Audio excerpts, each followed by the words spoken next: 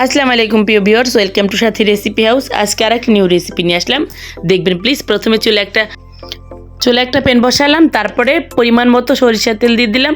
দিয়ে এখানে কিছু ইলিশ মাছ নিলাম, ইলিশ মাছ একটু হলুদ গুঁড়ো আর লবণ দিয়ে ভালো করে মাখিয়ে নেব। তারপরে এই তো চুলায় প্যানে মাছটা দিয়ে দিলাম, মাছটা ভেজে নেব। এখন ভেজে তুলে ফেলবো মাছটা। তারপরে পেঁয়াজ কুচি দিলাম, পেঁয়াজ কুচিটা হালকা ব্রাউন কালার করে ভেজে নেব। তারপরে একটু হলুদ গুঁড়ো, একটু মরিচ গুঁড়ো আর লবণ দিয়ে ভালো করে মশলাটা কষিয়ে নেব। ইলিশ মাছ আর চিংড়ি মাছে আমি আর কোনো মশলাই দিই নাই, শুধু এই মশলাই দিই, হলুদ গুঁড়ো, মরিচ গুঁড়ো আর লবণ। তারপরে ভালো করে মশলাটা কষিয়ে একটু পানি দিয়ে আবার ভালো করে কষিয়ে নেব। ভিউয়ার্স, রেসিপিটা ভালো লাগলে সাবস্ক্রাইব প্লিজ, বেশি ভালো লাগলে লাইক কমেন্ট শেয়ার করে পাশে থাকবেন। তারপরে একটু কিছু আলু দিলাম, আলুটা একটু পানি দিয়ে আবার একটু ভালো করে কষিয়ে নেব। তারপরে এই তো সিমগুলো দিয়ে দিলাম।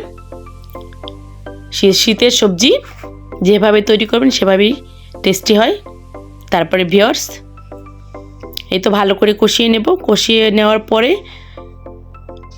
একদম খুব ভালো করে কষিয়ে নেবেন, যত তরকারি কষাবেন ততই স্বাদ লাগবে। তারপরে একটু গরম পানি দিয়ে দিলাম।